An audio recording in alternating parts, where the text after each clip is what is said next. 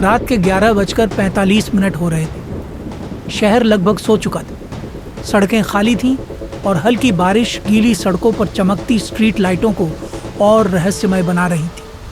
कभी कभी दूर से किसी गाड़ी की आवाज़ आती, फिर सब कुछ फिर से उसी डरावने सन्नाटे में डूब जाता। शहर के एक पुराने अपार्टमेंट की तीसरी मंजिल पर अमन अपने छोटे से कमरे में अकेला बैठा था। कमरा बहुत साधारण था। एक बिस्तर, एक टेबल और खिड़की जिसके बाहर बारिश लगातार गिर रही थी। अमन मोबाइल पर वीडियो देख रहा था, लेकिन उस रात उसे बिल्कुल भी अंदाज़ा नहीं था कि कुछ ही मिनटों में उसकी ज़िंदगी का सबसे अजीब और डरावना अनुभव शुरू होने वाला था। तभी अचानक ट्रिंग ट्रिंग अमन का फ़ोन बज उठा। उसने बिना ज़्यादा ध्यान दिए फ़ोन उठाया, लेकिन जैसे ही उसकी नज़र स्क्रीन पर पड़ी, उसका चेहरा एकदम गंभीर हो गया। फ़ोन पर जो नंबर दिखाई दे रहा था वो उसी का अपना नंबर था। अमन ने भौहें सिकोड़ ली। ये कैसे हो सकता है?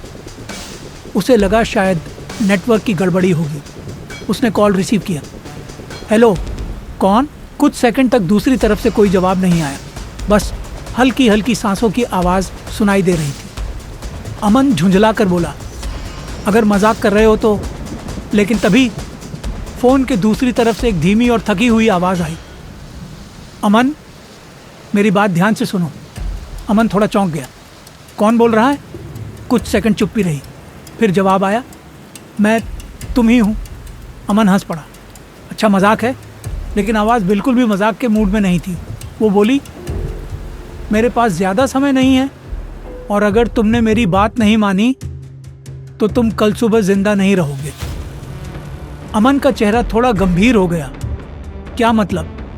फ़ोन की आवाज़ बोली, कल सुबह 9 बजे एक ट्रक तुम्हें टक्कर मारने वाला है। कमरे में अचानक सन्नाटा छा गया। बाहर बिजली कड़की। अमन ने हंसने की कोशिश की। और तुम भविष्य से मुझे बचाने आए हो? फ़ोन की आवाज़ बोली। हाँ, क्योंकि मैं वही गलती दोबारा नहीं होने देना चाहता। अमन थोड़ा परेशान हो गया। अगर तुम सच में मैं हो तो कोई सबूत दो। कुछ सेकंड की चुप्पी, फिर आवाज़ बोली, अभी 5 सेकंड बाद तुम्हारी खिड़की के बाहर एक काली बिल्ली गुजरेगी। अमन ने खिड़की की तरफ देखा। 5, 4, 3, 2 और तभी एक काली बिल्ली खिड़की के पास से भागती हुई निकल गई। अमन के शरीर में सिहरन दौड़ गई। उसने तुरंत पूछा, ये सब कैसे? आवाज़ बोली, क्योंकि ये सब मैं पहले ही जी चुका हूँ। अमन अब पूरी तरह घबरा चुका था। अगर ये सच है तो मुझे क्या करना होगा? फ़ोन की आवाज़ बोली, कल बाइक मत लेना, कैब से ऑफिस जाना और सबसे ज़रूरी बात, आज रात 12 बजे के बाद किसी भी अनजान कॉल को रिसीव मत करना। अमन ने पूछा, क्यों? लेकिन तभी कॉल कट गया। कमरे में फिर से सन्नाटा छा गया। अमन की धड़कन तेज हो चुकी। उस रात उसे नींद ही नहीं आई। सुबह हुई।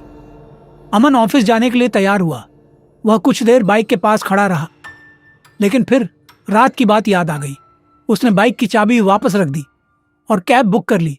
करीब 20 मिनट बाद कैब उसी सड़क से गुजर रही थी। अचानक आगे भीड़ दिखाई दी। एक बड़ा ट्रक खड़ा था और सड़क पर एक टूटी हुई बाइक पड़ी थी। ड्राइवर बोला, सुना है किसी लड़के का एक्सीडेंट हो गया सुबह 9 बजे। अमन का दिल रुक सा गया।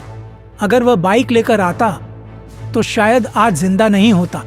शाम को जब वह घर लौटा तो उसके दिमाग में सिर्फ एक सवाल था, अगर वो भविष्य वाला मैं था तो उसने कहा था कि 12 बजे के बाद कॉल मत उठाना। क्यों? रात फिर से 11:45 हो गई। अमन का दिल तेज धड़कने लगा।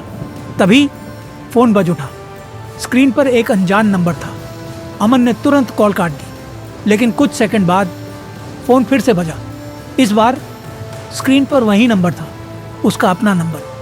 अमन के हाथ कांपने लगे। उसने धीरे से कॉल उठाया। दूसरी तरफ से आवाज़ आई, अमन, कॉल मत उठाओ। अमन चौंक गया। क्या? लेकिन तभी फ़ोन से एक दूसरी आवाज़ सुनाई दी, पहले से ज़्यादा डरावनी और ठंडी। अमन, तुमने बहुत बड़ी गलती कर दी। अमन का दिल ज़ोर से धड़कने लगा। कौन हो तुम?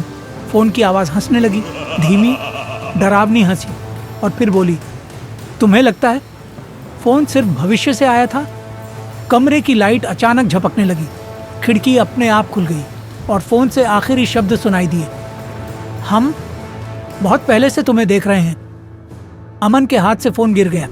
कमरे में अजीब सी ठंडी हवा फैल गई और तभी फोन की स्क्रीन पर लिखा दिखाई दिया, नेक्स्ट कॉल 00:00। अमन समझ चुका था कि यह सिर्फ भविष्य का खेल नहीं था, कोई और भी था जो समय के पार से उसे देख रहा था और शायद अगला फोन कॉल उसकी जिंदगी का आखिरी कॉल होने वाला था।